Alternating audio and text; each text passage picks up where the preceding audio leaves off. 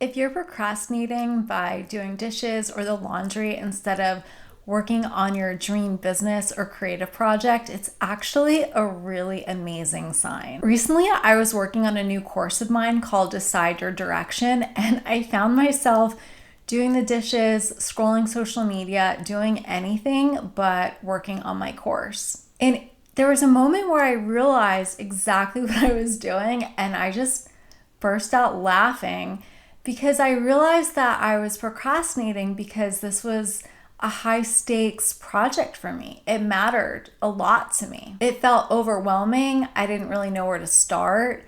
And I hadn't created a new course in a long time, so I felt a little rusty at it. But I caught myself in that moment and I recognized, oh my gosh, I'm procrastinating, I'm resisting. That means this is really important and it could be a really big move for me. So I took the 4 steps that I'm going to share with you today.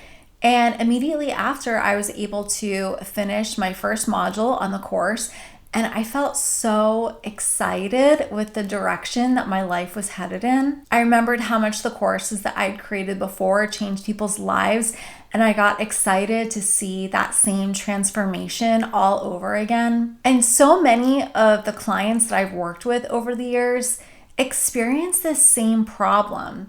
They set a goal to write a blog every week, for example, and then really struggle to find the time. But the truth is that no one is ever going to care about your dream more than you. And so you have to take your dream seriously. You have to find the time if you're going to create the career or business that you really want, that feels fulfilling and meaningful and pays you really well. So by the end of this video, you're going to understand that procrastination is not a flaw. It's actually a sign of massive transformation. And you're going to be able to, by the end of this video, know the simple exact steps that you can take to move closer to your dream business or career. That means you're going to stop delaying the moves that you need to make to create this career change. You're going to build confidence and self-respect because you're going to be doing exactly what you say that you're going to do. You're going to shift from overwhelmed to excited and in motion. And these things are going to make your dream real because you're going to be taking aligned action. So the first step is to get really annoyed with yourself, because until you stop letting yourself break your own promises, nothing is going to change. You're going to keep procrastinating and telling yourself that you don't have the time. But when you get annoyed with yourself, that's when you create that inner commitment and decision to make a change. So I was stuck in endless busy work and tasks that were really in my comfort zone, but I joined this Facebook group full of entrepreneurs, and it was so exciting and motivating because they were sharing all of these wins about their ads and this course that they were creating. And I started to get really frustrated with myself because I'm like, I can't even get to that point until I sit my butt down and actually create my course. So I started really paying attention to how I was spending my time.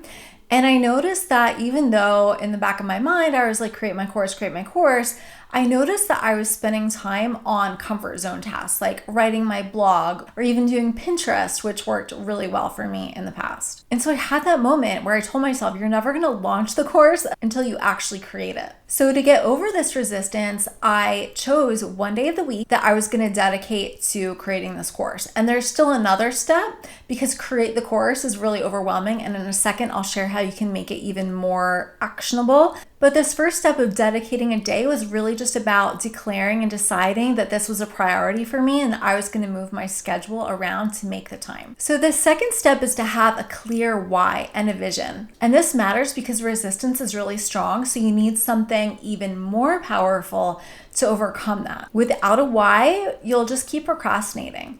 But with a why, you'll be pulled forward by this vision of what you want to create. And that's going to help you follow through faster, get you more excited, and move through any of the uncomfortable feelings that arise with doing things that are scary and out of your comfort zone. And this is going to help you go from not really having a clear vision to really moving forward and creating that momentum to build your dream business or career so you can leave your job. Personally, my why is freedom. Those of you who have been following me for a while know that I don't like where I live. I live in the desert and I'm really it's actually raining today, but I'm a water baby. I love green. I love the ocean and I really want to live by the water.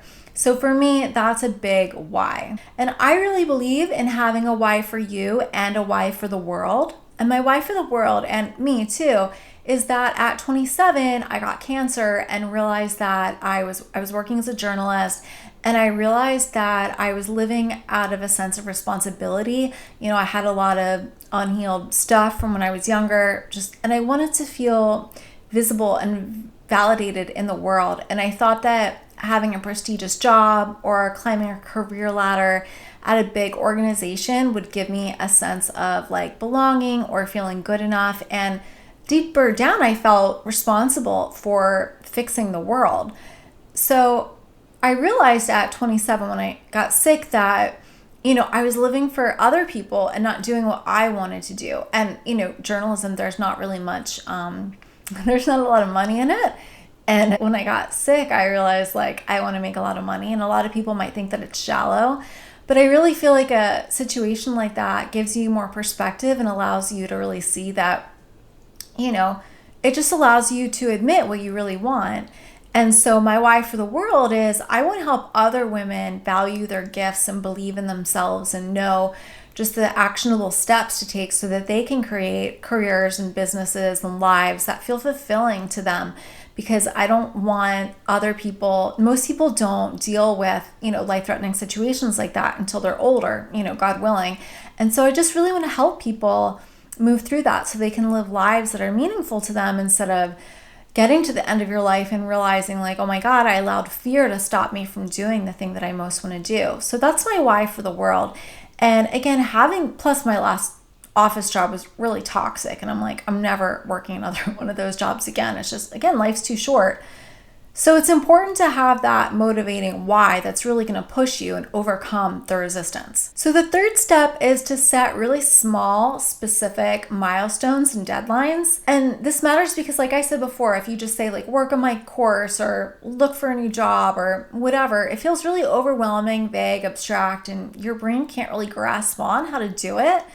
And when you feel like you don't know how to do something, then it's really easy to get stuck in procrastination and go end up, cleaning things, scrolling, doing anything, right? Besides what you most want to do deep down for your fulfillment. So small steps really help you create that consistency, which again builds momentum. And small steps really do add up. People tend to sometimes look at that bigger picture and think like, oh, this small step won't do anything. But as you start checking off these small steps, you'll see how they all build up. And then that will give you that excitement that you're making progress towards your goals. And that feeling then feeds into more progress. So it really does just all feed in on itself. So what I did with my course was, instead of work on my course, I said, I'm going to outline the first module. And this will help you against overwork too, if that's something that you struggle with. And so I did. I finished my first module. I felt so confident and excited. And now I'm excited for next week when I'll continue and work on the second module. So for you, instead of like start a business, you might find a daily task that you can do, like a habit. I really believe in creating habits, because especially when you are over the years, I've developed the habit, like I'm not afraid anymore of putting myself out there really, so I can do the habit.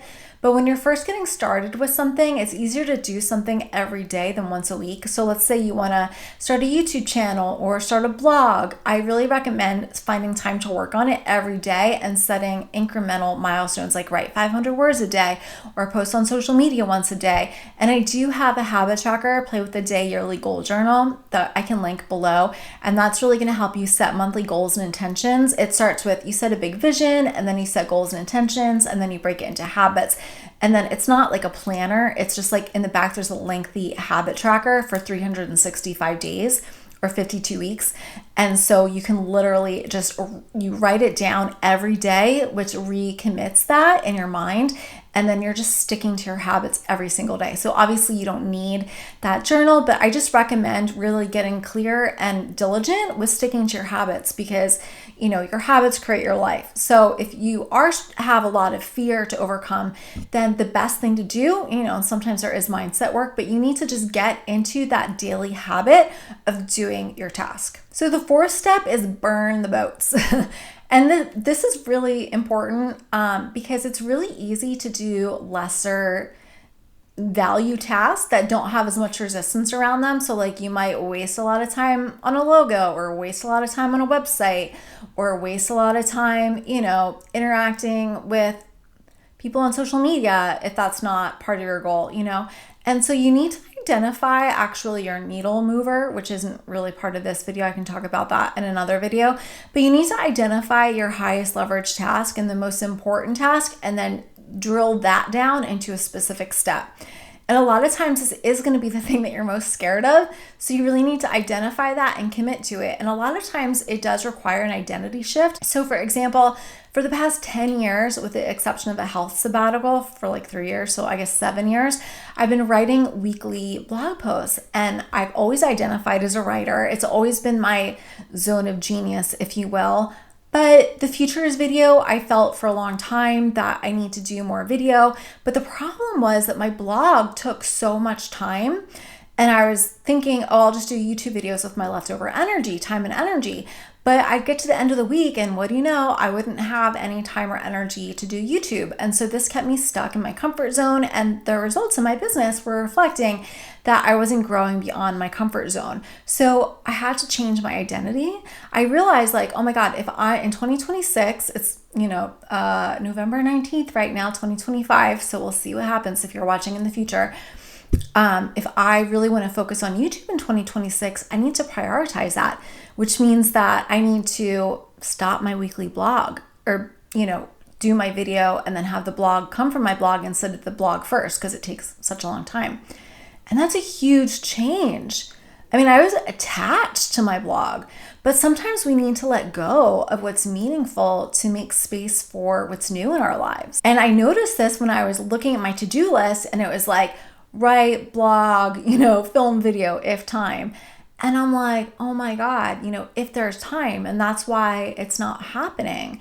And so I just immediately flipped that and said, no, I'm going to film the video, and whatever there's time left over for, there's time left over for. But my video is my priority. And so if you want to, build the business that you want, or create a career, or even take the time to think about what those things will look like, you really have to make that a priority and let go of other high priority tasks that are associated with previous versions of yourself that don't match where you're going. And if you want support deciding on your next direction, if you have a lot of ideas that you're mulling over in your head and you're not sure where to focus or what your next step should be, check out the link below, because I have a really powerful guided meditation that's going to help you quiet the noise so that you can hear your inner voice and know exactly what next step to take.